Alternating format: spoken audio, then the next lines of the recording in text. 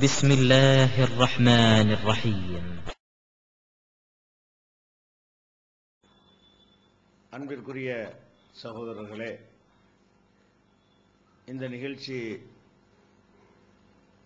குவைத்திலே வாழ்கின்ற நம்முடைய சகோதரர்கள் கேட்டுக்கொண்டதற்கு இணங்க அவர்கள் கூடியிருக்கின்ற அரங்கத்தில் உள்ள மக்களுக்காக நிகழ்த்தப்படுகின்ற உரையாகும். இந்த நிகழ்ச்சியில ஈகோ என்கின்ற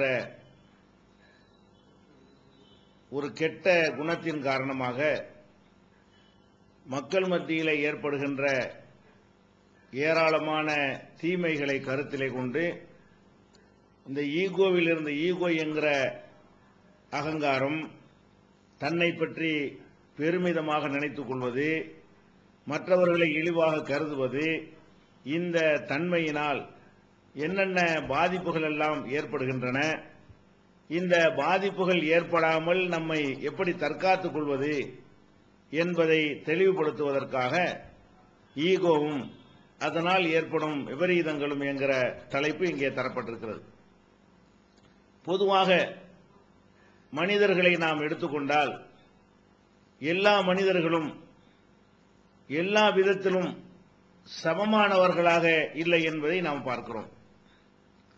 ஒவ்வொரு மனிதருக்குள்ளேயும் மற்றவரிடம் இல்லாத தனி சிறப்புகளை அல்லாஹ் வழங்கி மனிதர்களை பாரபட்சமாகவே படைத்திருக்கிறான். சிலருக்கு அல்லாஹ் அறிவை அதிகமாக கொடுத்திருப்பான், மற்றவர்களுக்கு குறைவாக அந்த அறிவை வழங்கியிருப்பான். சிலருக்கு அல்லாஹ் பதவியை வழங்குவான், மற்றவர்கள் அந்த பதவியை பெற்றவர்களுக்கு கீழே பணிபுரியக்கூடிய வகையில் அல்லாஹ் அமைத்திருப்பான். சிலருக்கு அதிகமான பொருளாதார செல்வத்தை வழங்கியிருப்பான், வேறு சிலர் அந்த பொருளாதார செல்வம் பெற்றவர்களை சார்ந்து இருப்பவர்களாக அல்லாஹ் படைத்திருக்கிறான். அதே போல உடல் வலிமை எடுத்துக்கொண்டாலும், ஆற்றலை எடுத்துக்கொண்டாலும், இன்ன பிற திறமைகளை எடுத்துக்கொண்டாலும், பாரம்பரியத்தை எடுத்துக்கொண்டாலும், இப்படி எந்த விஷயத்தை எடுத்துக்கொண்டாலும் எல்லாரும் சமமான நிலையில் இருக்கிறார்கள் என்று சொல்ல முடியாது. அப்படி அல்லாஹ் மனித குலத்தை படைக்கவே இல்லை. அப்ப ஒவ்வொரு மனிதனுக்குள்ளேயும் சில சிறப்பான தகுதிகளை, அந்தஸ்துகளை அல்லாஹ் வழங்கி இருக்கும் பொழுது அதை சரியான முறையில் புரிந்து கொள்ளாத காரணத்தினால்தான் ஈகோ என்கிற ஒரு அகந்தை மனிதனுக்கு ஏற்படுகிறது. அறிவு அதிகமாக வழங்கப்பட்டிருக்கக்கூடியவன் அதனால் அவன் அகந்தை கொள்கிறான், பெருமை அடிக்கிறான்.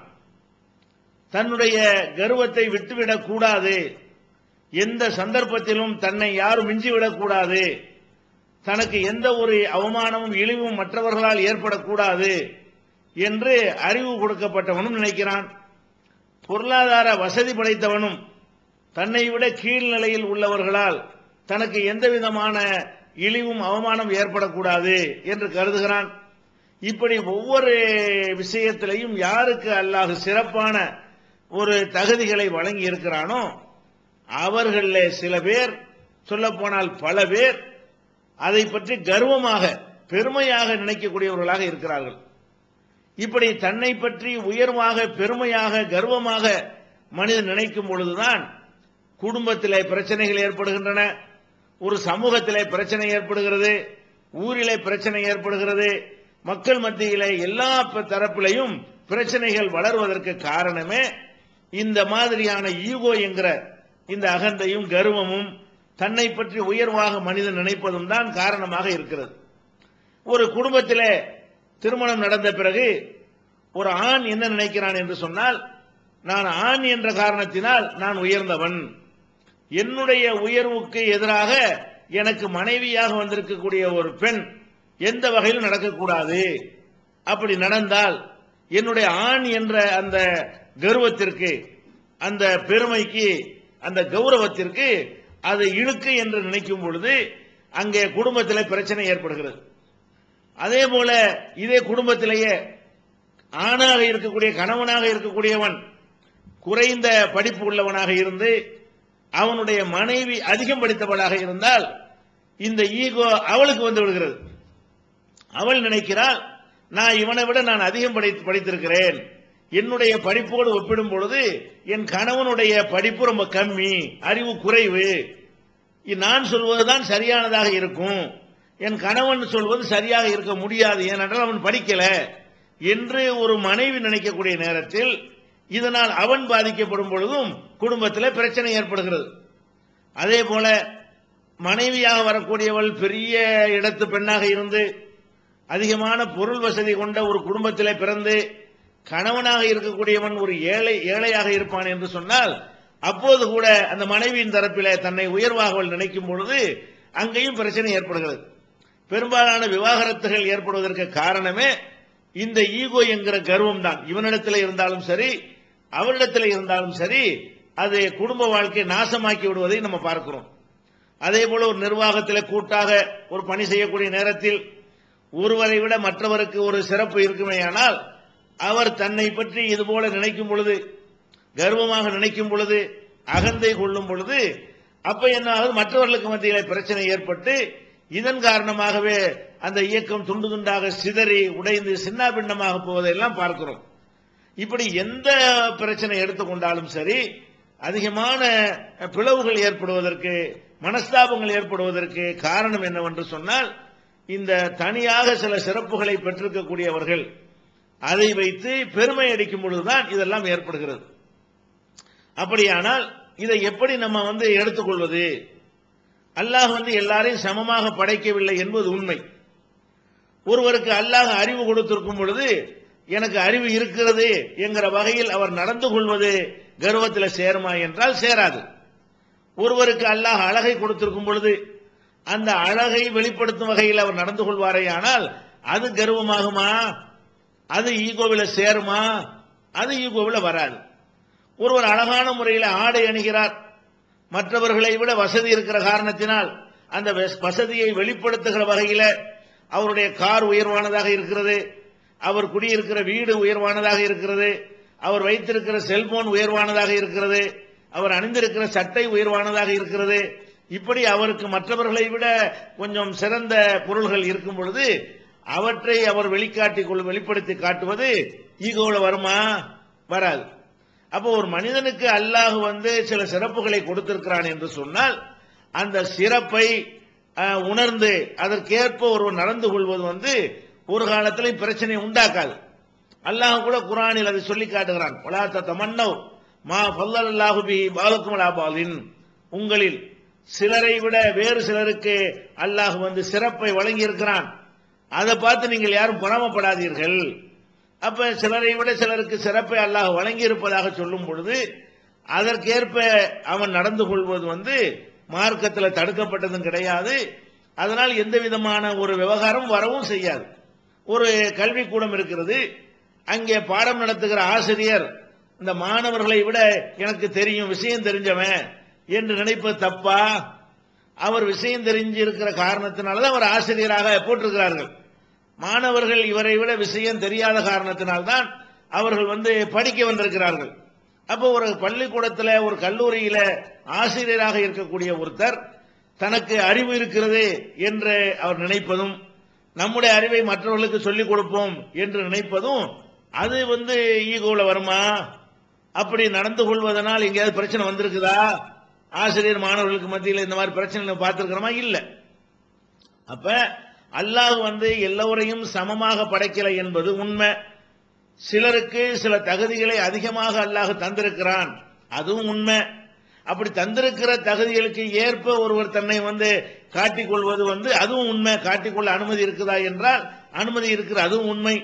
நபிகள் நாயகம் ஸல்லல்லாஹு அலைஹி வஸல்லம் அவர்கள் சொன்னார்கள், அல்லாஹ் பெருமை யாருடைய உள்ளத்திலே கடுகளவு பெருமை இருக்கிறதோ அவன் சொர்க்கம் நுழைய மாட்டான்.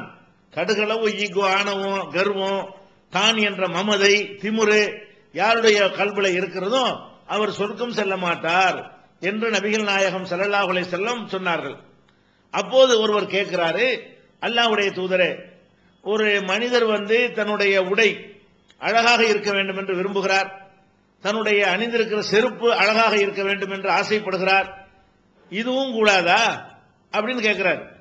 பெருமை கர்வம் யாருடைய உள்ளத்தில் இருக்கிறதோ அவர் சொர்க்கம் சொல்ல மாட்டார் நபிகள் நாயகம் ஸல்லல்லாஹு அலைஹி வஸல்லம் சொன்ன உடனே அவர் என்ன நினைத்து கேட்கிறாரு? அப்ப எல்லாரும் கிழிஞ்ச சட்டை போட்டிருந்தா நம்ம அந்த மாதிரி சட்டை தான் போடணும், எல்லாரும் சாதாரண ஒரு செருப்பு போட்டிருந்தா நம்ம அந்த மாதிரி தான் போடணும், நம்ம கொஞ்சம் உயர்வான ஒரு பொருளை பயன்படுத்தணுமே ஆனால் அது பெருமையில சேர்ந்து விடும் என்று இவராக நினைத்துக் கொண்டு கேட்கிறார். அல்லாஹ்வுடைய தூதரே, அவருடைய செருப்பு அழகாக இருக்க வேண்டும், உடை அழகாக இருக்க வேண்டும் என்று ஒரு மனிதர் விரும்புகிறாரு, இதை பத்தி என்ன சொல்றீங்க அப்படின்னு கேட்கிறாரு. அப்ப நபிகள் நாயகம் ஸல்லல்லாஹு அலைஹி வஸல்லம் சொல்றாங்க, இன்னல்லாஹ ஜமீலுன் யுஹிப்புல் ஜமால், அல்லாஹ் அழகானவன், அழக விரும்புறான், நல்லா அணிஞ்சுக்கிட்டு போ, உன்னிடத்துல மற்றவர்கள்ட்ட இருப்பதை விட உயர்ந்த ஆடை இருந்தால் நன்றாக அணிந்து கொள், மற்றவர்களிடத்தில் இல்லாத அளவுக்கு உயர்ந்த தரத்தில் செய்யப்பட்ட தயாரிக்கப்பட்ட செருப்பு இருக்குமே ஆனால் அதை போட்டுக்கொள். இது அல்லாஹ்வே அழக விரும்புறான், நீ அழகாகிறீ. அப்ப மற்றவங்களை விட ஒருத்தர் உயர்ந்த ஒரு சட்டையை போடுறான்னு வைங்க, இது ஈகோ கிடையாது, இது கர்வம் கிடையாது. ஒருத்தன் குடிசையில் இருக்கிறாங்கிறதுனால நானும் என் வீட்டை இடிச்சு குடிசைக்கு போக வேண்டிய அவசியம் கிடையாது. குடிசையை கொடுத்தவன் குடிசையில் இருக்க வேண்டும், இருக்கட்டும். பங்களாவை அல்லாஹ் கொடுத்திருந்தால் பங்களாவில் இருக்கட்டும். பெரிய அரண்மனையை அல்லாஹ் கொடுத்திருப்பானே ஆனால் அந்த அரண்மனையில் இருக்கட்டும். இதுகளெல்லாம் மனிதன் கர்வத்தை காட்டக்கூடிய தன்மையில் அடங்காது. ஏன்னா நபிகள் நாயகம் ஸல்லல்லாஹு அலைஹி வஸல்லம் அவர்கள் தெளிவாக இதை சொல்றாங்க. சொல்லிட்டு அந்த கர்வண்டா ஈகுண்டா என்னன்னு விளக்குறான். அதான் மேட்ரு. அதாவது பணம் உள்ளவன் தனக்கு பணம் இருக்குன்னு விளங்காம இருப்பானா? என்கிட்ட நான் போய் கோடீஸ்வரன் வச்சுக்கிறீங்களேன், நான் கோடீஸ்வரனா இருக்கிறேன் என்பது எனக்கு தெரியாம இருக்குமா? அப்ப எனக்கு தெரிஞ்சா அது கர்வமா? கிடையாது. நான் ஒரு பெரிய பலசாலியா இருக்கேன்னு வைங்க, மற்றவர்களை விட நான் பலசாலியா இருக்கிறேன் என்று எனக்கு தெரியாம இப்படி இருக்கும், நான் தான் இருக்கிறேனே. அப்ப ஒவ்வொரு மனிதனும் அவனவனிடத்துல என்ன சிறப்புகள் இருப்பதாக இருக்கிறதோ அதை கண்டிப்பாக அவன் விளங்கத்தான் செய்வான். எனவே அப்படி நினைக்கிறதே தப்பு என்று மார்க்கம் சொல்லாது. சொன்னா அது சாத்தியப்படாது. பெரிய கோடீஸ்வரனா இருக்கும் நான் பிச்சைக்காரன் இப்படி நினைப்பான், உள்ளதான் நினைப்பான். ஒரு பலசாலியா இருக்கிறவன் நான் நோஞ்சாண்டு இப்படி நினைப்பான், அப்படித்தானே அவன் நினைப்பான். கொஞ்சம் விவரம் தெரிஞ்ச ஒரு அறிவாளியா இருக்கிறவன் நான் ஒரு வடிகட்டின முட்டால் நினைப்பானா? அப்ப ஒவ்வொரு மனிதனிடத்திலும் அல்லாஹ் எதை கொடுத்திருக்கிறானோ அது தன்னிடத்தில் இருப்பதாக அந்த மனிதன் நிச்சயமாக உணரத்தான் செய்வான், அப்படி நினைக்கத்தான் செய்வான், அப்படி கருதத்தான் செய்வான். அப்படி செய்வது ஈகோ கர்வம் என்று வராது. அவன் இருக்கிறத காட்டுறான், அது கர்வம் வராது. அப்ப நபிகள் நாயகம் ஸல்லல்லாஹு அலைஹி வஸல்லம் அவர்கள் அதே ஹதீஸிலேயே இந்த செருப்பு அழகா இருப்பது, உடை அழகா இருப்பது பற்றி கேட்கிறாங்க இல்லையா? அப்ப அந்த ஹதீஸிலே விளக்குறாங்க ரசூல் ஸல்லல்லாஹு அலைஹி வஸல்லம், பெருமைண்டா கர்வண்டா ஆணவண்டா ஈகோண்டா என்னன்னு கேட்டா, அதாவது சத்தியத்தை பத்தருல் ஹக், சத்தியத்தை மறுக்கிறதும் மற்ற மனிதர்களை இழிவாக கருதுவதும் எங்க வருதுன்னு கேட்டா, ஒரு மனுஷனுக்கு அறிவு இருக்குன்னு வைங்க, எனக்கு அல்ல அறிவை தந்திருக்கிறான், இவனுக்கு அறிவை கொடுக்கல என்கிற அளவோடு அவன் வைத்துக் கொண்டானே ஆனால் அதுல எந்த குற்றமும் கிடையாது. அப்படி வைத்துக் கொள்வதனால எந்த ப்ராப்ளமும் ஏற்படவும் செய்யாது. நம்ம என்னென்ன பிரச்சனைகளை சந்திக்கிறோம் அந்த மாதிரியான பிரச்சனைகள் வரவும் செய்யாது. எங்க வரும் தெரியுமா? நான் ஒரு உயர்ந்தவன் என்று தன்னை நினைத்துக் கொள்ளும் பொழுது, என்னிடத்தில் இருக்கிற ஒரு தவறை ஒருவன் சுட்டி காட்டும் பொழுது அதை ஒப்புக்கொள்ள மறுக்கிறது இருக்கு பாருங்க, அதான் கர்வம். அதான் எங்க வருதுன்னு கேட்டா, சத்தியத்தை இதுதான் சத்தியம் என்று சொல்லும் பொழுது தனக்கு இருக்கிற அந்த கர்வத்தின் காரணமாக அதெல்லாம் முடியாது என்ற நினைப்பு யார்கிட்ட இருக்கிறதோ என்று வெளிப்படையை அவன் சொல்லுகிறானோ, அல்ல வெளிப்படையா சொல்லாட்டாலும் உள்ளத்தில் எப்ப நினைக்கிறானோ அதுதான் ஈகோங்கிறது. எது ஈகோ? உண்மையை சத்தியத்தை மறுக்கிறது இருக்கு பாருங்க. அப்ப சத்திய ஹக்கு ஒரு இடத்துல வந்து விடுமை. ஆனால் ஒரு பெரிய பண்டிதர், உரிய உலகமாக அறிவாளி, ஒரு சாதாரண ஒரு கையெழுத்து போட தெரியாத ஒருவனிடமிருந்து ஒரு உண்மை வரும் பொழுது நீ சொல்ற உண்மைதான் என்று அவர் ஏற்றுக்கொண்டாரையானால் அப்ப கர்வம் வராது. நான் யார் நீ யாரு, எனக்கு நீ சொல்லுவியா, நீ சொல்லி நான் கேட்கணுமா? இப்படி நினைத்தார் இவன்கிட்ட ஒரு விஷயத்தில் சத்தியம் இல்லை, படிக்காத ஒருத்தன் அந்த சத்தியம் இருக்கிறது, அவன் அந்த சத்தியத்தை இவனுக்கு சுட்டி காட்டுகிறான். அப்ப இவன் என்ன நினைக்கணும், என்ன செய்ய வேண்டும் என்றால், கரெக்ட் நீ சொன்ன கரெக்ட் தான் என்று ஹக்குக்கு சத்தியத்திற்கு அடிபணிந்து விட்டால் அது கர்வம் இல்லை. சத்தியத்தை மறுத்தால் அது கர்வம். நபிகள் நாயகம் ஸல்லல்லாஹு அலைஹி வஸல்லம் ஈகோவுக்கு அழகா விளக்கம் தர்றாங்க. அது மாத்திரம் இல்லாம சத்தியத்தை மறுக்கிறது ஒன்னாச்சா, வகம்துன் நாஸ், மக்களை எல்லாம் இழிவாக்குறது. இவர் தனக்கு விஷயம் இருக்குன்னு நினைக்கிறது தப்பு இல்ல, அவன் முட்டாளா அவன் ஒன்னும் தெரியாம இருக்கிறதுனால அவன் இழிந்தவன், அவன் கேவலமானவன் என்று சொல்லி மற்ற தனக்கு ஒரு சிறப்பு இருக்கு நினைத்தோடு நிறுத்திக் கொள்ள வேண்டும். தனக்கு ஒரு சிறப்பு இருக்கு என்ற காரணத்தினால அடுத்தவனுக்கு இழிவு இருக்குன்னு நினைக்கிறான் பாருங்க, அந்த மாதிரி நினைக்கிறதுக்கு பேர் தான் ஈகோங்கிறது. நல்லா வழங்கிக் கொள்ள வேண்டும். நம்ம இடத்துல இருக்கிற சிறப்புகளை பற்றி நினைத்து சந்தோஷப்படுவது தப்பு கிடையாது. அது அது கர்வத்தில் சேராது. இருக்கிறது உள்ளது உள்ளபடி விளங்கி கொண்டான் என்றுதான் அதுக்கு எடுத்துக்கொள்ள வேண்டும். இந்த ஹதீஸிலிருந்து அப்படித்தான் நம்ம புரிந்து கொள்ள முடிகிறது. அப்ப கர்வம் எங்க வருது? உண்மையை மறுக்கும் பொழுதும் மற்றவங்களை கேவலமாக கருதும் பொழுதும் தான் இது வருகிறது. எது வருது? இந்த கர்வம் பெருமைங்கிறது அங்கதான் மோதல் முட்டிக்கிட்டு இருக்கு. அப்பதான் பிரச்சனை ஏற்படும். இந்த மாதிரியான ஒரு அடிப்படை நபிகள் நாயகம் ஸல்லல்லாஹு அலைஹி வஸல்லம் விளக்கி விட்டார்கள். இந்த கர்வம் தான் உலகத்தில் அல்லாஹ்வுக்கு எதிராக செய்யப்பட்ட ஒரு பெரிய ஒரு யுத்தமாக அல்லாஹ் எடுத்துக்கொள்கிறான்.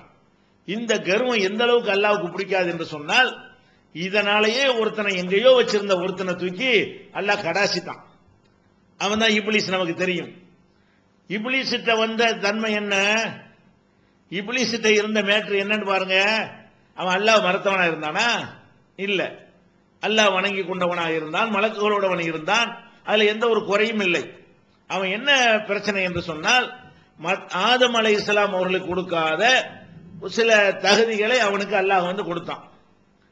ஆதம் அலைஹிஸ்ஸலாத்தை அல்லாஹ் மண்ணுல படைத்திருக்கும் பொழுது இவனை நெருப்புல படைக்கிறான். மண்ணு நெருப்பு என்கிற மூலப்பொருளை கம்பேர் பண்ணி பார்க்கும் பொழுது அது நெருப்பு கொஞ்சம் வசந்தது என்று அவனுக்கு தெரிகிறது. அப்ப இந்த மாதிரியான ஒரு நேரத்தில் இவனுக்கு பின்னால இவர் சீனியர் ஆயிட்டாரு. இப்லீஸ் சீனியரா இருக்கிறான். இவனுக்கு பின்னாடி ஒருவரை அல்லாஹ் படைக்கிறான். அவர் மண்ணால வேற படைக்கப்படுறாரு, ஜூனியரா வேற இருக்கிறாரு. அவருக்கு நீ மரியாதை செய்யி அப்படின்னு அல்லாஹ் சொல்றான். அப்ப மரியாதை செய்யும் போது இவன் என்ன நினைக்கிறான் தெரியுமா? இது நான் பெருசு அவர் பெருசான்னு பாக்குறான். இப்ப அவன் என்ன பிரச்சனை வருதுங்க? நான் பெரிதா அவர் பெரிதா? நான் எவ்வளவு சீனியரான ஒரு ஆளு, நான் எதுல இருந்து படைக்கப்பட்டிருக்கிற ஒரு ஆளு, என்னைய போய் இவருக்கு பணிய சொல்றதா அப்படிங்கிற ஒரு கேள்வி அவனுக்கு வருகிறது. அது அல்லாஹ் கட்டளை இடலேன்னு வைங்க, இந்த கேள்வி கரெக்ட் தான். இப்லீஸ் சிறந்தவனா ஆதம் அலைஹிஸ்ஸலாம் சிறந்தவரான்னு பார்த்தா இவன் தான் சீனியர்ங்கிற வகையில இவன் தான் சிறந்தவன். அவர் பின்னாடி வந்தவர். அவர் பெரிய இபாதத்துகளை மூழ்கி திளைத்து அல்லாஹ்வுக்காக நிறைய அர்ப்பணித்துக் கொண்டவர்லாம் இல்லை, இப்பதான் படைக்கப்பட்டு இருக்கிறார். அப்ப இவர் பெரிய அளவுல அல்லாஹ்வுக்கு பெரிய பெரிய சாதனைகள்லாம் செஞ்சவர் கிடையாது. அந்த வகையில பார்க்கும் பொழுது இவன் சொன்ன அந்த விஷயம் கரெக்டா இருக்கிறது. என்ன கரெக்டா இருக்குது? ஹலக்தனி மின்னார் வ ஹலக்துஹு மின் தீன், என்னை நெருப்பால் படைத்தாய், அவரை நீ மண்ணால் களிமண்ணால் படைத்திருக்கிறாய். அஸ்ஜுது லிமன் ஹலக்த தீனா, களிமண்ணில் நீ படைத்த ஆளுக்கு நான் பணிவேனா? நான் பணிகிறதா இருந்தா என்னை மாதிரி ஒரு ஆளுக்கு பணிய சொல்லு, அவருக்கு பணிவேனா அப்படின்னு கேட்கிறான். இந்த இடத்துல இவன் கேட்ட விஷயம் இந்த வகையில் பார்த்தா கரெக்ட் தான். ஏன்னா இவன் களிமண்ணால் அவர் நெருப்புல படைக்கப்பட்டிருக்கிறான், அவர் களிமண்ணால படைக்கப்பட்டிருக்கிறாரு. அந்த வகையில் அவனுடைய ஆர்குமெண்ட் சரியா இருந்தாலும் ஒரு சத்தியத்தை மறந்துட்டான். என்ன சத்தியத்தை மறந்துட்டான்? நான் எவ்வளவுதான் உயர்வானவனாக இருந்தாலும் என்னை படைச்ச இறைவனுக்கு நான் அடிமை. இவர் எவ்வளவுதான் எனக்கு சீனியரா ஜூனியரா இருந்தாலும் இறைவனுக்கு இவரும் அடிமை. நாங்க ரெண்டு பேருமே இறைவன் உத்தரவு போட்டு விட்டால் அது கட்டுப்படணும். இங்க ஆதம அவர் பார்த்திருக்க கூடாது. இப்லீஸ் என்பவன் ஆதம பார்க்க கூடாது, தன்னையே பார்க்க கூடாது. எதை பார்த்திருக்கணும்? இந்த ஆர்டர் எங்கிருந்து வருது? ஆதமுக்கு பணின்னு சொன்னது யார்? என்னை படைத்தவன் சொல்கிறான், ஆதமை படைத்தவன் சொல்கிறான். இங்க ஆதமுக்கு இவன் பணிந்திருந்தால் அது ஆதமுக்கு செய்கிற மரியாதையாக இருக்காது, படைத்த இறைவனுக்கு செய்கிற கட்டளை. இது ஹக்கு என்பது சத்தியம். எந்த சத்தியத்தை வழங்கல? இது சொல்றான், அல்லாஹ் சொல்றான். சரி, அல்லாஹ் சொன்ன பிறகு மீற முடியுமா? அவனை ஏத்து நம்ம நிக்க முடியுமா? அவன் ஒரு ஆர்டர் பண்ணானா அது கேட்கறது நமக்கு வேற என்ன வழி இருக்கிறது? நம்மளை படைத்துக் கொண்டோம், நம்மளா உண்டாயிட்டோம், தானா உண்டானோம். இந்த விஷயங்கள்லாம் தெரிந்திருந்த அந்த இப்லீஸ் என்ன செய்யறான்? அப்ப நான் பணிய மாட்டேன் என்று மறுத்துறான். மறுத்தது காரணம் என்ன? அவன் ஆதமோட தன்னை கம்பேர் பண்ணானே தவிர இதை சொல்றவனோட கம்பேர் பண்ணல. நான் எஜமான் சொல்றான், நான் அடிமை. எஜமான் உத்தரவு கேட்கறதுக்கு விட்டுட்டு நான் எப்படி ஏத்து பேசுறது? நான் எதுக்குறது ஆதமை இல்ல அல்லாவே அப்படின்னு உனக்கு விளங்கல. அப்ப இது அந்த இதுதான் அல்லாஹ் சொல்றான், அந்த கப்பர பீஹா இப்லீஸே, இங்க பெருமை அடிக்க உனக்கு தகுதி இல்லை போ. இதுதான் கர்வம். கர்வண்டா விளங்குதா? அவனுக்கு இருக்கிற சிறப்புகள் இருந்திருக்கலாம். அந்த சிறப்புகள் இருந்தால் கூட படைத்தவன் ஒரு ஆர்டர் பண்ணி விட்டானே, ஆனால் இதை சொன்னவன் யாருன்னு பார்த்திருக்கணுமே தவிர யாருக்கு இறைவன் பணிய சொன்னான்னு பார்த்திருக்க கூடாது. அப்ப இந்த தன்மையை தான் அல்லாஹ் இதுக்காக வேண்டிதான் அவனை வெளியேற்றுறான். எவ்வளவு உயர்வான இடத்துல இருந்த இப்லீஸ உலகத்திலே அல்லாஹ்வுடைய எதிரி என்று சொல்வதாக இருந்தால் எதிரிகள்ல முதலிடம் யாருக்கு? இப்லீஸுக்கு. அப்ப அல்லாஹ்வுக்கு பிடிக்காத ஒரு விஷயம் என்னவென்று சொன்னால், இந்த ஹக்கை சத்தியத்தை ஒருத்தன் மறுக்கிறான்னு வைங்க, சத்தியத்தை மறுத்துட்டான்னு சொன்னா அது அல்லாஹ்வுக்கு ரொம்ப பிடிக்காத ஒரு விஷயம். இந்த கர்வத்தை ஆணவத்தை அல்லாஹ் விரும்ப மாட்டான். அதே மாதிரி பல வசனங்களையும் அல்லாஹ் சொல்லி காட்டுறான். லா யுஹிப்பு இன்னல்லாஹ லா யுஹிப்பு குல்ல முஹ்தாலின் ஃபகூர். கர்வம் பிடித்து அகந்தை கொண்ட யாரையும் அல்லாஹ் விரும்ப மாட்டான். அல்லாஹ்வுக்கு பிடிக்காத ஆளுக்கு யாருன்னு கேட்டா, தன்னை பற்றி இப்படி உயர்வாக நினைத்து அடுத்தவனை இழிவாக நினைத்து சத்தியத்தை ஏற்றுக்கொள்ள மறுக்கிறது, இவங்களை அல்லாஹ் விரும்ப மாட்டான். இப்படிங்கிற ஒரு போதனையை இஸ்லாம் நமக்கு சொல்லித் தருகிறது. அப்ப நம்ம என்ன விளங்கிக் கொள்ள வேண்டும் என்று சொன்னால், நம்மிடத்தில் எவ்வளவுதான் அறிவு இருந்தாலும், பொருளாதாரம் இருந்தாலும், பதவி இருந்தாலும், அந்தஸ்து இருந்தாலும், பெரிய பாரம்பரியம் இருந்தாலும், பிள்ளை குட்டிகள் இருந்தாலும், பெரிய மக்கள் செல்வாக்கு இருந்தாலும், எதெல்லாம் இருந்தாலும் அது அல்லாஹ் கொடுத்த நியாமத்து என்று அவனுக்கு நன்றி செலுத்திக் கொண்டு அதுல ஒரு சந்தோஷம் அடையலாமே தவிர, அடைவதற்கு மார்க்கத்தில் உரிமை இருக்கிறது, அனுமதி இருக்கிறதே தவிர, நான் இப்படி இருக்கிறதுனால அடுத்தவன்லாம் இழிவு, அடுத்தவன்லாம் மட்டம் என்று நினைத்தால் அங்கதான் பிரச்சனை. அதுதான் ஈகோ என்பது. அப்ப இந்த ஈகோ வராம தடுக்கிறது எப்படி தடுக்கிறது என்று கேட்டால், இதை ரெண்டு விதமாக நம்ம எடுத்துக்கொள்ளலாம்.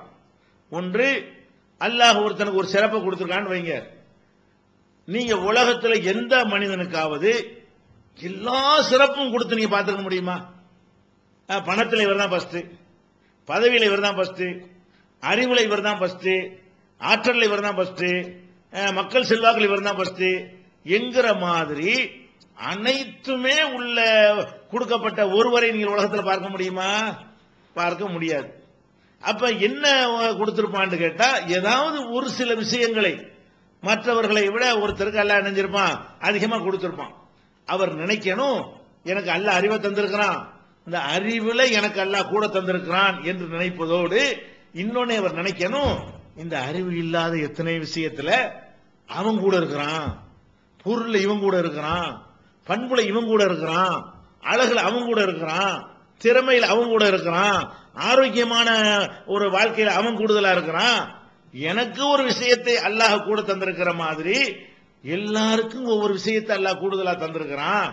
அப்ப எனக்கு எல்லா வகையும் எனக்கு தந்திருந்தா தான் எனக்கு கர்வம் வரலாம். அடுத்தவனை இழிவா நினைக்கலாம். அட, நீ ஒரு விஷயத்துல உனக்கு சிறப்பு இருக்குன்னா மற்றவனுக்கெல்லாம் ஒரு சிறப்புமே அல்லாஹ் கொடுக்கலையா? மற்றவனுக்கெல்லாம் எந்த விதமான தகுதியுமே அல்லாஹ் கொடுக்கலையா? ஒரு ஏழை பிச்சைக்காரனா இருந்தா கூட நோய் நொடி இல்லாம இருந்தாண்டா அது அவனுக்கு பெரிய சிறப்பு தானே, அது அவனுக்குள்ள ஒரு கண்ணியம் தானே. அப்ப எத்தனையோ கோடீஸ்வரனுக்கு பணத்தை எல்லாம் கொடுத்து விட்டு பிச்சை நோயை கொடுக்கறான், பிச்சைக்காரனுக்கு அந்த நோய் இல்லாம ஆக்கி வச்சிருக்கிறான். அப்ப அது அவனுக்குரிய கிஃப்ட், அது எல்லாம் கொடுத்தானே வச்சிருக்கிறான். அப்ப நம்ம என்ன நினைக்கணும், நம்மிடத்துல எந்த விதமான சிறப்புகளை நம்ம கண்டாலும் அதை ஒத்துக்கொண்டு அதுல சந்தோஷப்பட்டு அதுக்கு அல்லாஹ்வுக்கு நன்றி செலுத்துவதோட இதை சேர்த்துக்கணும். எதை சேர்க்கணும்? எனக்கு இந்த அறிவை தந்திருப்பது போல, எனக்கு பணத்தை தந்திருப்பது போல, எனக்கு பதவியை தந்திருப்பது போல, எனக்கு செல்வாக்கை தந்திருப்பது போல, எனக்கு அழகை தந்திருப்பது போல, எனக்கு சந்தோஷமான வாழ்க்கையை தந்திருப்பது போல ஒவ்வொருத்தனுக்கு ஒவ்வொன்றை அல்லாஹ் கொடுத்திருப்பான். அவன் அந்த வகையில் அவன் வசந்தவன், இந்த வகையில் அவன் வசந்தவன், அவனோட கம்பேர் பண்ண நான் கீழே போயிடுறேன். எத்தனையோ பணக்காரன் இருக்கிறான், பெரிய பெரிய கோடீஸ்வரர் இருக்கிறான், எத்தனை அறிவாளி இருக்கிறான். இந்த அறிவாளின்னு சொல்லக்கூடியவர்களை நீங்கள் பார்த்தீர்களே ஆனால் செல்வந்தர்களுக்கு முன்னாடி பல்ல கட்டிட்டு இருப்பான். அவன் என்ன, எனக்கு என்ன கர்வத்துக்கு என்ன இருக்குது? உன்ட கூட அறிவை கொடுத்திருந்தும் கூட உனக்கு பணம் தேவை என்று சொன்ன பணக்காரனுக்கு முன்னாடி கை கட்டி நிக்கிறியா இல்லையா? புகழ்ந்து மன்னர்களை புகழ்ந்து பாடுறவன் அறிவாளியா தான் இருந்திருக்கிறான். ராஜாக்களுக்கு முன்னாடி புகழ்ந்து பாடி என்ன செய்யறான்? பணத்தை வாங்கிட்டு போற. அப்ப என்ன திமிரு உனக்கு? உங்ககிட்ட பணம் இருக்குன்னு ஆட்டம் போடுற, பணக்காரனுக்கு முன்னாடி கை கட்டி நிக்கிறியா இல்லையா? அப்ப ஒவ்வொரு மனிதனுமே என்ன செய்யுது, என்ன விளங்கிக் கொள்ளணும், நமக்கு அல்லாஹ் தந்திருக்கிறது ஏதோ ஒன்றோ இரண்டோ பத்தோ சிறப்புகளை தந்திருக்கிறான், எல்லாத்திலும் தரவில்லை. எனக்கு தராத பல சிறப்புகள் இன்னும் பலருக்கு அல்லாஹ் கொடுத்திருக்கிறான். எனக்கு என்னென்ன மைனஸ்கள் இருப்பதாக நினைக்கிறேனோ அதை ஒரு பட்டியல் போடணும். ஒவ்வொரு மனிதன் என்ன செய்யணும், பணக்காரனா இருக்கானா அவன் பட்டியல் போடணும். சரி, பணம் எனக்கு இருக்கிறது, என்கிட்ட என்னென்ன இல்ல, புள்ள இல்ல எழுது, புள்ள உள்ள உன்னை விட வசந்தவன் தானே. பொண்டாட்டி இல்ல எழுது, பொண்டாட்டி உள்ள வசந்தவன் தானே. பொண்டாட்டி இருந்தும் எனக்கு நல்ல பொண்டாட்டியா இல்ல, அவன் நல்ல மனைவியோட இருக்கிறான், அவன் வசந்தவன் தானே. அப்படின்னு ஒவ்வொரு மனிதனும் தனக்கு இருக்கிறதுக்கு பட்டியல் போட்டு சந்தோஷப்படுற மாதிரி இல்லாத பட்டியல் போட்டா அது ஜாஸ்தியா இருக்கும். இருக்கிறத விட எதுல உயர்ந்தவர் நிக்கிறாரோ அதை விட அது அதிகமா இருக்கும். அதை நினைச்சு பார்த்துட்டான்னு சொன்னா பெருமை வராது, கர்வம் வராது. என்னிடத்துல இது இருக்கிறது, அவன்கிட்ட அது இருக்கிறது. என்னிடத்துல பணம் இருக்கிறது, அவன்கிட்ட பொருள் இருக்கிறது, பணத்தை கொடுத்து நான் பொருளை வாங்குறேன் அப்படின்னு. அப்படி ஒரு வியாபாரி இருக்கான், அந்த வியாபாரத்தில் நிறைய சரக்குகள் வச்சிருக்கிறான். ஒரு கஸ்டமர் வர்றான், அவன் அந்த பொருளை வாங்கிட்டு போறான். அப்ப என்ன செய்யணும், நான் போய் திமிரா நினைக்க முடியுமா? என்கிட்ட பொருள் இருக்கிறது, ஆனா இவனை மாதிரி 10 பேர் வந்தா தான் நான் வாழ முடியும். எனக்கு 1 கோடி ரூபாய்க்கு நான் கடையில் சரக்கு வச்சிருக்கிறேன்னு சொல்ல முடியுமா? சரக்கு வச்சு நாக்கு வலிக்க முடியுமா? அப்ப என்னிடத்துல எவ்வளவு சரக்கு இருந்தாலும் இந்த சரக்குகளை 5 ரூபா 10 ரூபா 100 ரூபா 1000 ரூபா கொண்டு வந்து வாங்குறானே, அவன் வாங்கினா தான் நான் வாழ முடியும். அப்ப என்னை விட அந்த வகையில் வசந்து நிற்கிறான். இப்படி நினைக்கிறமா இல்லையா? இப்படிதானே அல்லாஹ் ஒவ்வொருத்தனும் அடுத்தவனை சார்ந்து நிற்கக்கூடிய வகையில் படைத்திருக்கிறான். இப்படி நினைத்து பார்க்கும் பொழுது என்ன வராது, கர்வம் வராது. தனக்குரிய சிறப்பை ஒத்துக்கொள்ளக்கூடிய தன்மையும் இருக்கும். அதே நேரத்தில் இதை காரணம் காட்டி அடுத்தவனை மட்டப்படுத்துவது, அடுத்தவனை இழிவு செய்கிற வகையில் நடந்து கொள்வதையும் இது தடுத்து நிறுத்தும். அப்ப எல்லாரும் புரிந்து கொள்ள வேண்டும், எந்த ஒரு ஈகோ பிடிச்ச கர்வம் பிடிச்ச மனிதனாக இருந்தாலும் அவன் சுய பரிசோதனை செய்து பார்க்க வேண்டும். என்ன பார்க்க வேண்டும், என்னிடத்தில் என்ன எல்லாம் இருக்கிறதா, எல்லாத்திலையும் நான் முழு நிறைவு அடைந்தவனா? அறிவில் ஒரு நிறைவடைந்திருப்பேன், பணத்தில் நிறைவடைந்திருப்பேன், ஏதோ ஒரு விஷயத்தில் நிறைவடைந்திருப்பேன், மீதி உள்ள 90 விஷயங்களில் எனக்கு நிறைவு இருக்கிறதா? என்னை விட அடுத்தவர்களுக்கு நிறைவாக இருக்கிறார்களே. இப்படி நினைப்பது இந்த ஈகோ என்ன செய்யும், ஒழிக்கும். ஈகோவை இல்லாம ஆக்கிறோம், கர்வம் இல்லாம ஆக்கிறோம். ரெண்டாவது, அனைத்தும் தரப்படலைங்கிற ஒரு விஷயம். சரி, எது தரப்பட்டிருக்கிறதோ அதுல கூட 100% சொல்ல முடியுமா உனக்கு? கணக்கு புளியும், கணக்குல புளி ஒரு ஆளு. சரி, கணக்குல புளின்னா என்ன அர்த்தம்? எந்த கணக்கா இருந்தாலும் போட்டுருவான்னு அதுக்கு அந்த தகுதி எல்லாம் கொடுத்துருக்கிறான். அதே நேரத்தில் இந்த கணக்கு புளியும் ஒரு நாளைக்கு மிஸ்டேக் விடுவாரு. அப்ப அந்த கணக்கு புளிட்ட பியூனா இருப்பான் பாருங்க, அவன் அந்த மிஸ்டேக் கண்டுபிடிச்சு சொல்லுவான். பெரிய ஆசிரியரா இருப்பாரு, எழுத்து பிழையை விட்டுருவாரு, ப்ரூஃப் ரீடர் திருத்துவாரு. பெரிய ப்ரொஃபஸரா இருப்பாரு, பெரிய அறிஞரா இருப்பாரு, அவர் நிறைய காணாக்கு போல காவணப்பட்டு விட்டுருவாரு. ஐயா கால் போட்டிருக்கே அழியான்னு சொல்லுவான். யாரு? அவருக்கு கீழே படிச்சிருக்கிற ஒருத்தன் அந்த ப்ரூஃபை திருத்துவான். அப்ப என்ன நினைக்கணும், அந்த 1-2 விஷயத்தை அல்லாஹ் கொடுத்திருந்தாலும் அதுவும் ஒரு 90% அந்த அளவு அப்படி கொடுத்திருப்பானே தவிர 100 கொடுத்திருப்பானா? அல்ல, யாருக்கு எதை கொடுத்தாலும், செல்வத்தை கொடுத்தாலும் 100%, அறிவு 100%, அழகு 100%, எல்லாம் அழகா இருக்குமா, வழக்க மாட்டையா இருக்கும். அதுக்கு என்ன செய்றீங்க, எவ்வளவு செக்கச்சிவன் தக்காளி பழமா இருக்கு, பள்ளி நீட்டிட்டு இருக்கும். அப்ப எல்லாம் கலந்தானே இருக்கிறது. அப்ப ஒரு மனிதனுக்கு அல்லாஹ் அனைத்தையும் கொடுக்கலன்னு நினைத்தாலும் ஈகோ வராது. சரி, கொடுத்திருக்கிற அந்த ஒன்னுலையாவது 100 மார்க் உனக்கு போட முடியுமா? எந்த ஒண்ணு உனக்கு இருக்கிறதோ, அறிவை எடுத்துக்க, என்னவோ ஏதோ ஒண்ணு எடுத்துக்க, அதுல 100% உன்னை மிஞ்சி ஒத்தனம் இல்லைன்னு சொல்ல முடியுமா? ஒரு மாசு மறு அதுல இல்லைன்னு உன்னால சொல்ல முடியுமா? இப்படியாக ஒரு மனிதன் தன்னை எடை போடணும். எப்படி பண்ணணும்? அனைத்து பாக்கியங்களும் ஒருவனுக்கு கிடையாது, கொடுத்திருக்கிற பாக்கியங்களும் 100% 100% கொடுக்கப்பட்டிருக்கிறதா அப்படி நினைத்து பார்ப்பானேயானால் அவனுக்கு கர்வம் வருமா, திமிரு வருமா, ஈகோ வருமா? இப்ப நபிகள் நாயகம் ஸல்லல்லாஹு அலைஹி வஸல்லம் அவங்களுடைய வாழ்க்கையில பாருங்க, நமக்கு எல்லாத்துக்கும் அவங்க தான் ஒரு முன்மாதிரி. அப்ப நபிகள் நாயகம் ஸல்லல்லாஹு அலைஹி வஸல்லம் அவங்கள்ட்ட ஒரு ஒட்டகம் இருந்தது. அந்த ஒட்டகத்தை வேற எந்த ஒட்டகமும் மிஞ்ச முடியாது, பந்தயத்தில் என்ன செய்ய முடியாது, மிஞ்ச முடியாது. அந்த மாதிரி மிஞ்சிற ஒரு ஒட்டகத்தை ஒரு கிராமவாசி அவரு அந்த ரசூலுல்லாஹ்வுடைய ஒட்டகத்தை மிஞ்சிடுறாரு, பந்தயத்துல முந்திடுறாரு. இப்ப மற்றவங்களுக்கு எல்லாம் பயங்கரமா துடிக்கிறாங்க நபி தோழர்கள்லாம். என்னடா இது ரசூலுல்லாஹ்வுடைய ஒட்டகம் தான் ஃபர்ஸ்ட் நினைச்சிட்டு இருக்கிறோம், இந்த அளவு கிராமத்துல இருந்து வந்து ஒட்டகத்தை கொண்டு வந்து ரசூலுல்லாஹ்வுடைய ஒட்டகத்தை ஜெயிச்சு விட்டாரு அப்படின்னு. அப்ப நபிகள் நாயகம் ஸல்லல்லாஹு அலைஹி வஸல்லம் என்ன செய்யறாங்க, அப்ப சொல்றாங்க, எந்த ஒரு பொருள் உயர்ந்தாலும் அதை தாழ்த்துவது அல்லாஹ்வுடைய வேலை. இதுதான் உசத்தி நினைச்சிட்டு இருப்பீங்கல்ல, மண்டையில தட்டுறது அல்லாஹ்வுடைய வேலை, அதுக்காக அல்லாஹ் செஞ்சிருக்கிறான். ஏன் ஒட்டகம் தான் சிறந்தன்னு அடிச்சு சொல்ல முடியாது, இது வரைக்கும் பஸ்ல வந்துச்சு அவ்வளவுதான், இப்ப அதை இன்னொன்னு முந்திருச்சுன்னு சொன்னா அப்படிதான் அல்லாஹ் செய்வான் என்று நபிகள் நாயகம் எவ்வளவு சாதாரணமா எடுத்துக்கிறாங்க பாத்தீங்களா. கோழி சண்டை விடுவாங்க கிராமத்துல, சேவல் சண்டை விடுவாங்க. சேவல் சண்டையில ஒருத்தனுடைய சேவை தோத்து போயிருங்கிறதுக்காக வேண்டி பெரிய கலவரமே ஏற்பட்டு போயிடும். ரெண்டு தரப்பு மோதிக்கிட்டு அருவா கத்தி வச்சு என்ன செய்வாங்க, அதை வெட்டிட்டு சாவுவாங்க. அப்ப ஒரு கோழி, அவனுடைய மாடு, அவனுடைய நாய், அவன் வளர்க்கிற பிராணிகள் தோத்து போனால் கூட அவனால ஜீர்ணிக்க முடியல. ஏன் இதை விட யார் மிஞ்ச முடியாதுன்னு திமிரா நினைக்கிறான். அப்ப ஹக்க உண்மைக்கு மாற்றமா நினைக்கிறான். ஹக்கு என்ன, எதுவும் இறங்கும், ஏறின எதுவும் இறங்கும், இறங்கின எதுவும் ஏறும், இதான் ஹக்கு, இதான் உண்மை. இந்த ஒரு சத்தியத்தை புரிந்து கொள்ளாம என்ன செய்யறான்னு கேட்டா, நம்ம உசந்தவன், நம்ம தான் எல்லாரையும் விட சிறந்தவன் என்று என்ன செய்யறான் மனிதன் நினைக்கிறான். அப்ப இந்த மாதிரியான ஒரு தன்மை வராமல் என்ன செய்யணும் பார்த்துக் கொள்வதற்கு நபிகள் நாயகம் வழிகாட்டி எப்படி எடுத்துக்கிட்டாங்க பாத்தீங்களா. சக்கரவர்த்தியா இருக்கிறாங்க, அல்லாஹ்வுடைய தூதரா இருக்கிறாங்க, அந்த சமுதாயத்தில் அவங்க தான் அதிகமான மதிப்பு மிக்கவர்களாக இருக்கிறாங்க.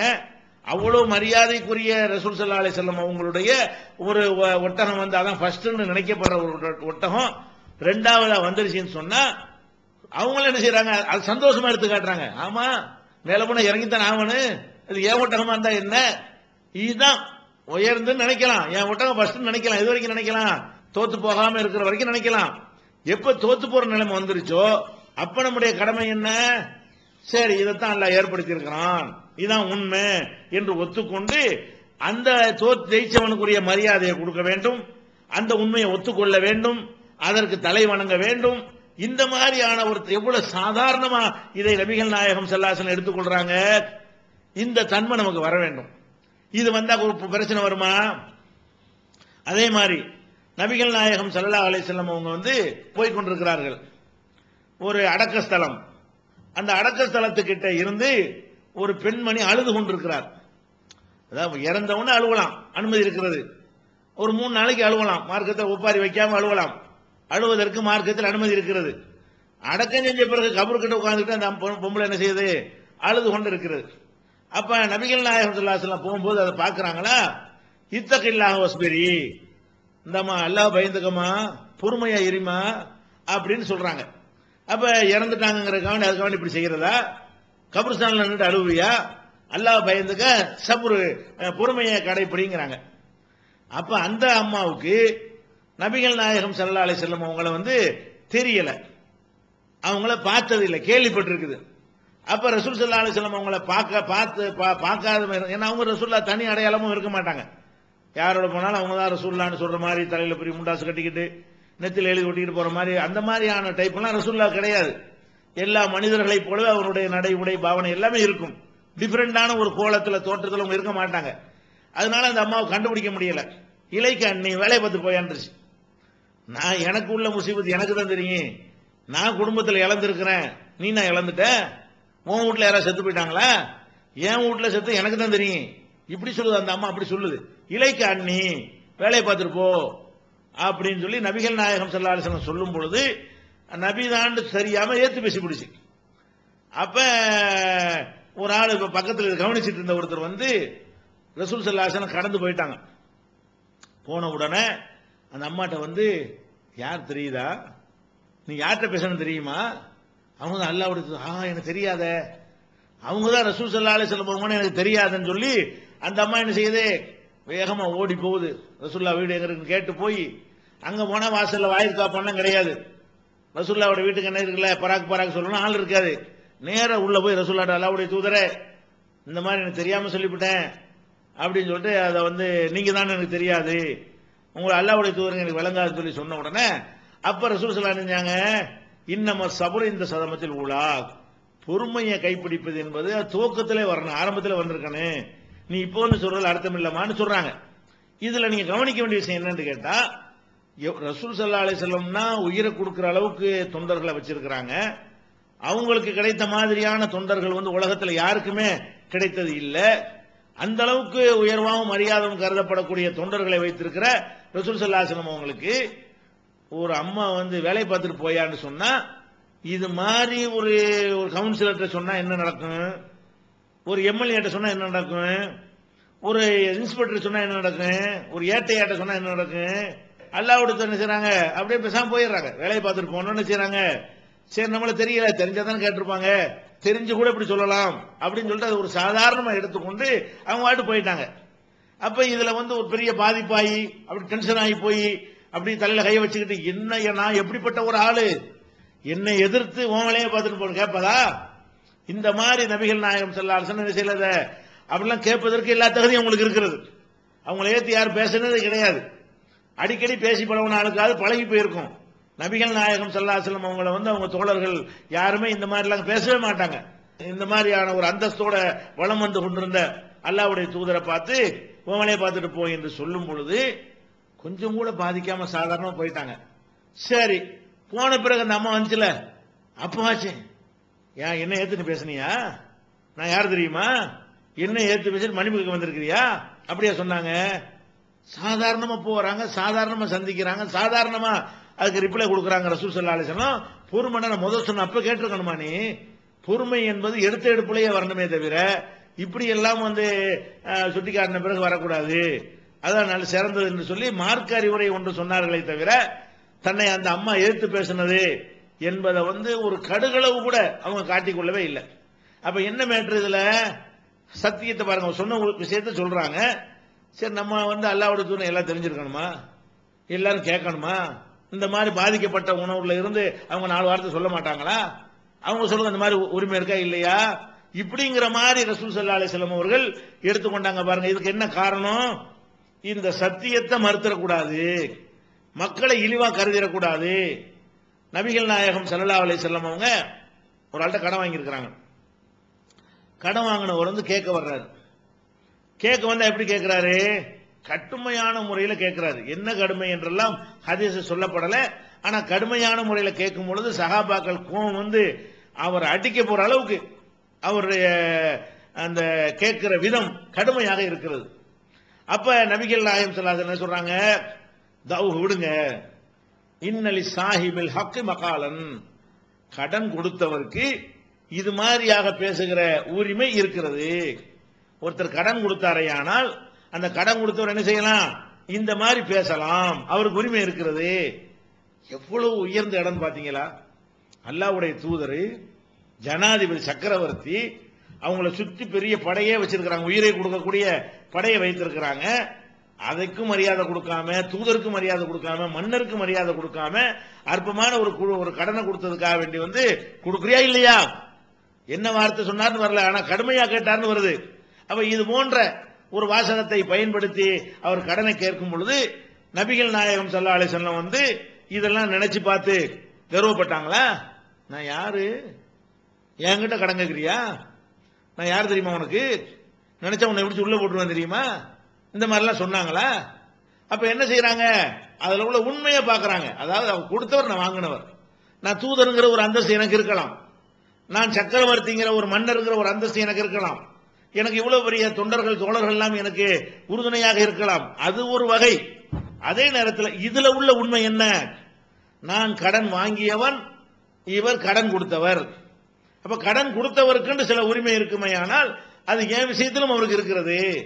அந்த வகையில் அவர் வசதி நான் கீழே தான் அர்த்தம், அவர் கொடுத்தவராகிவிடார், நான் வாங்கினவராகி விடுகிறேன் என்று சொல்லி அவர் விட்டுருங்க. இன்னலி சாஹிபில் ஹக் மகாலன், கடன் கொடுத்தவருக்கு இது போன்ற சில சொற்களை சொல்லுகிற உரிமை இருக்கிறது, மார்க்கத்தில் இருக்கிறது. இதாங்க ஈகோ ஒழிக்கிறது. ஈகோ எது ஒழிக்கும், அதாவது நம்ம நம்ம நம்ம உசந்த ஆள் தான், நமக்கு திறமை இருக்குதான், நம்மள்ட்ட பணம் இருக்குதுதான், நமக்கு வந்து ஒரு செல்வாக்கு இருக்குதுதான், ஆனாலும் அந்த மேட்டில் என் பக்கம் தப்பு இருந்தா அப்படி சரணடைஞ்சிருன்னு குறிப்பிட்ட விஷயத்தில் என்னிடத்தில் பிழை இருந்தால் அது அப்படி என்ன செய்யணும், ஒத்துக்கொள்ள வேண்டும். அதுல எனக்கு சிறப்பு இருக்கிறதுனால அனைத்திலும் நான் தான் சிறந்தவன் என்று நினைத்து விடக் கூடாது. இந்த தன்மை வர வேண்டும் என்பதற்கு தான் நபிகள் நாயகம் ஸல்லல்லாஹு அலைஹி வஸல்லம் அவங்களுடைய இந்த தன்மை உதாரணமாக இருக்கிறது. எந்த அளவுக்கு என்றால், நபிகள் நாயகம் ஸல்லல்லாஹு அலைஹி வஸல்லம் அவங்க மக்கள்கிட்ட எந்த மாதிரி இருந்தார்கள் என்பதை சொல்லும் பொழுது, ஒரு அரபு நாட்டில் மதீனாவில் இருக்கக்கூடிய ஒரு அடிமையாக இருக்கக்கூடிய ஒரு கிழவி வந்து ரசூலுல்லாஹ்வோட கையை பிடிச்சி, ரசூலுல்லாஹ்வே எனக்கு ஒரு வேலை இருக்கு, எனக்கு ஹெல்ப் பண்ண வாங்கன்னு கையை பிடிச்சி கூப்பிட்டா கூடவே போய் அந்த வேலையை முடிச்சு கொடுத்துட்டு வருவாங்க.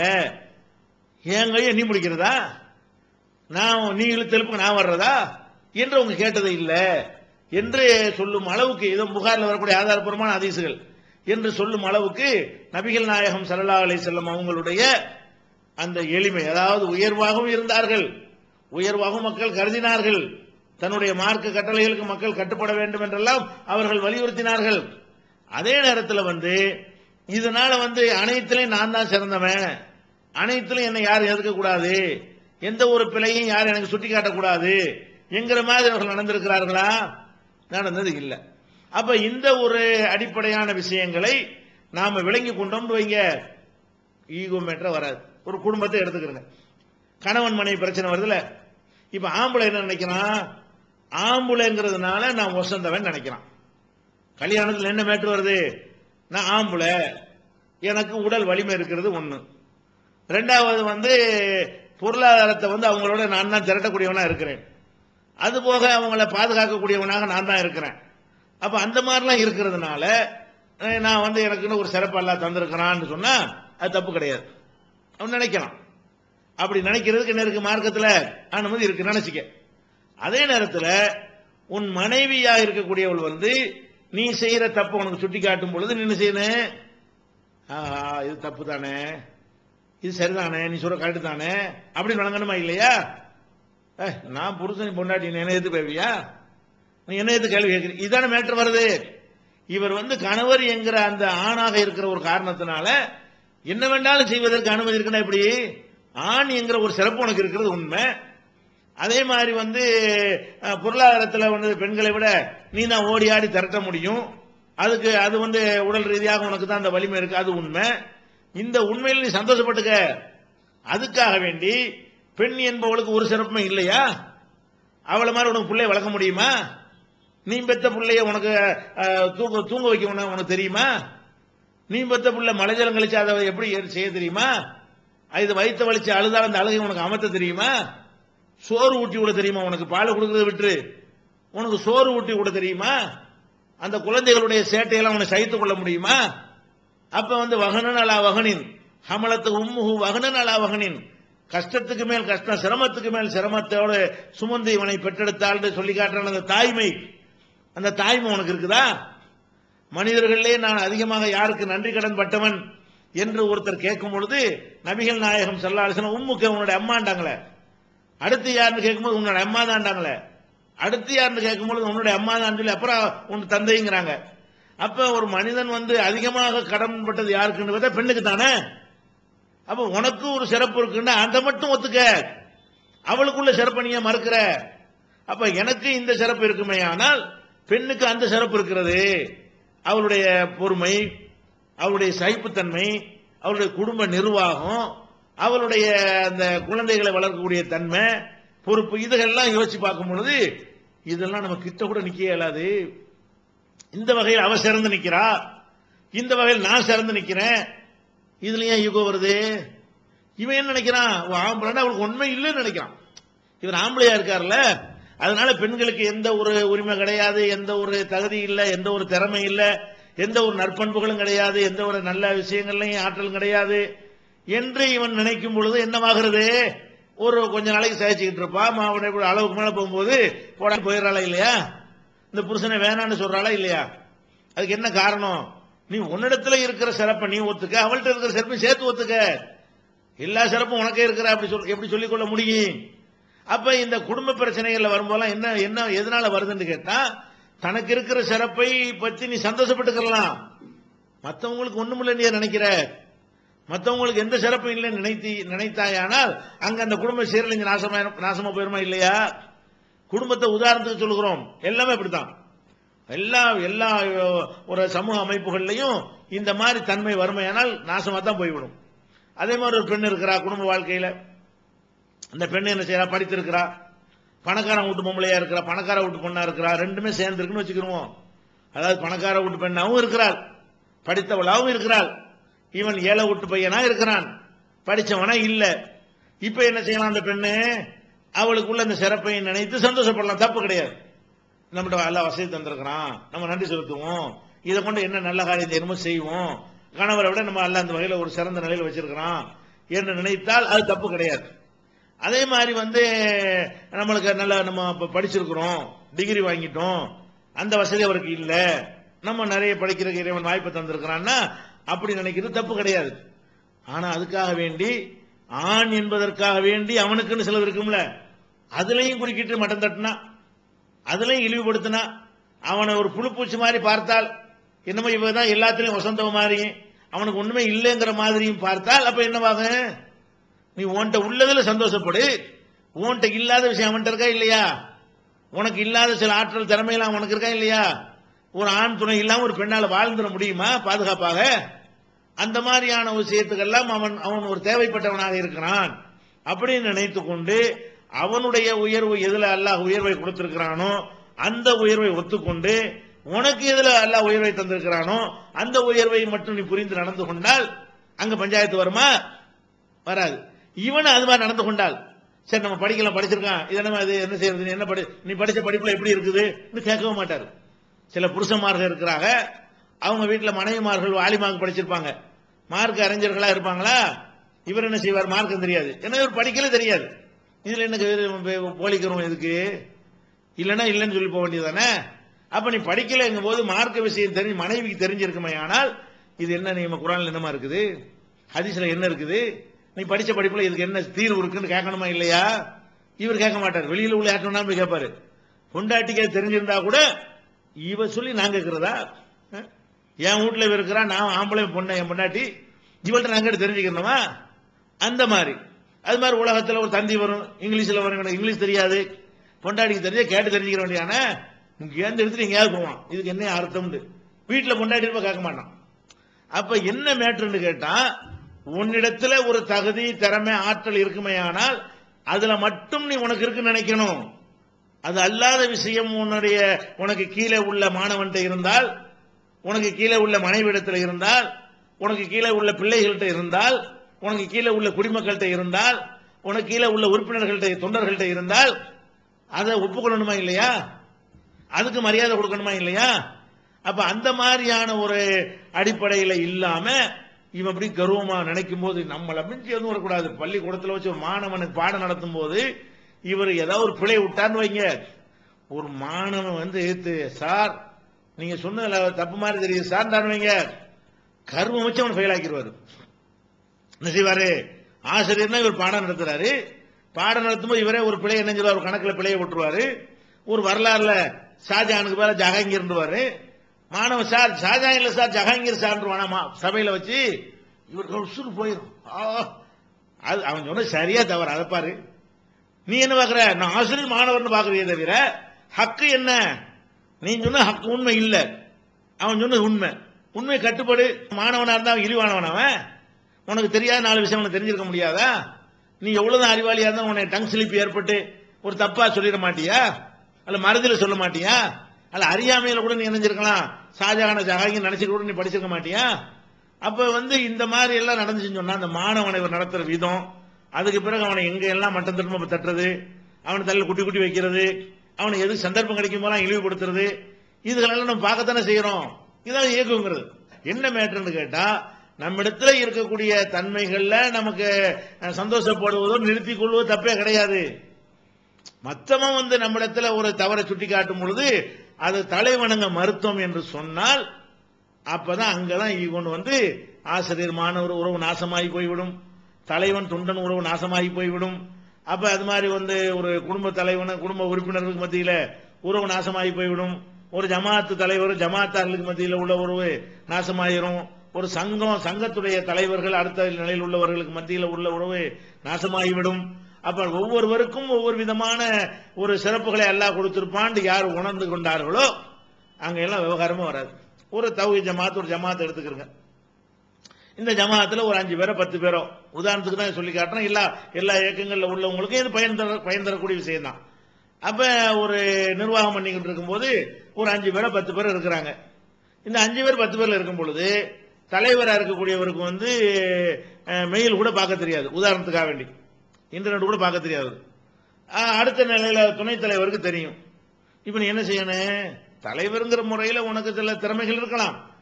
ஒரு விஷயத்தை மெயில் அனுப்ப அவரை தானே போய் கேட்கணும். அந்த உயர்வு அவருக்கு இருக்குன்னு ஒத்துக்கிறணுமா இல்லையா? அங்க கொடுக்காம இவர் வெளியே போய் அனுப்ப சொல்லுவார். ஏன் நான் தலைவர், துணைத் தலைவர் ஹெல்ப்ல நாங்க செய்யறதா? அதுக்கான கண்டவன்ட்டையும் போய் கேட்பாரு. இவர் இந்த ஹெல்ப் எங்க கேட்பாரு?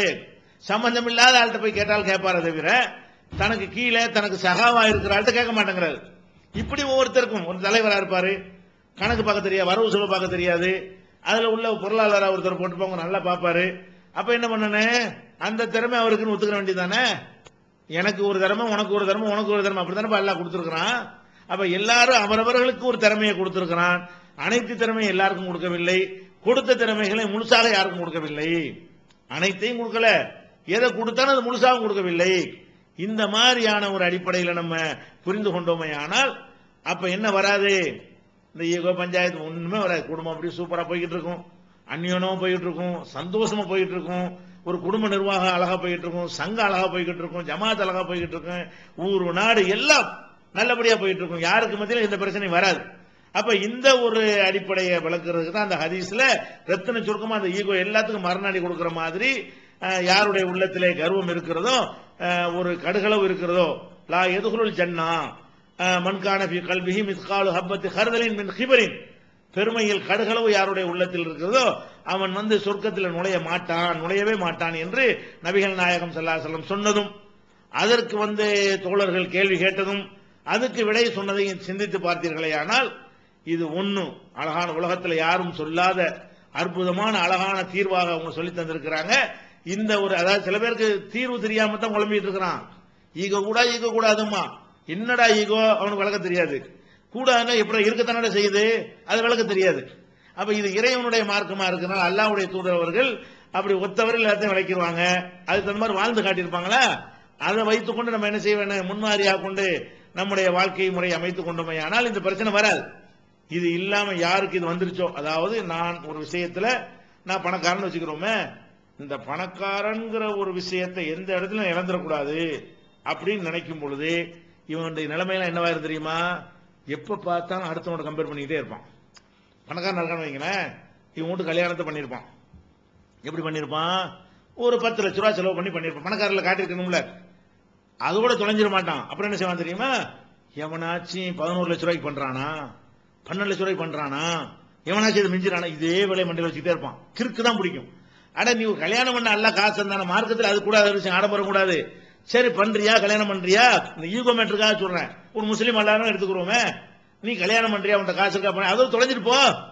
அப்புறமா என்ன செய்வான்? அந்த ஈகோ உள்ளமே, நான் ஒரு கல்யாணத்தை பண்ணிட்டேன், நான் தான் ஊர்ல பெரிய பணக்காரன், என்னுடைய பணத்தை எவன் மிஞ்ச கூடாது, நான் 10 லட்ச ரூபாய் பண்ணா அடுத்தவங்க 8 லட்சம் தான் பண்ணணும், 7 தான் பண்ணணும், 9 லட்சமாவது பண்ணி தொலைகிட்டேன், 12 லட்சம் பண்ண விட மாட்டேன், பண்ணுனா எனக்கு தாங்காதுன்னு சொன்னா அவன் எப்படி ஆயிடுவான்?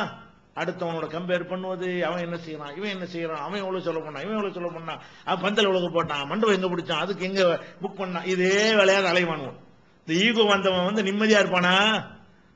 அவன் சந்தோஷமா இருக்கணுமா இல்லையாங்க? இந்த ஈகோனால அவனுக்கு என்ன கிடைக்குது?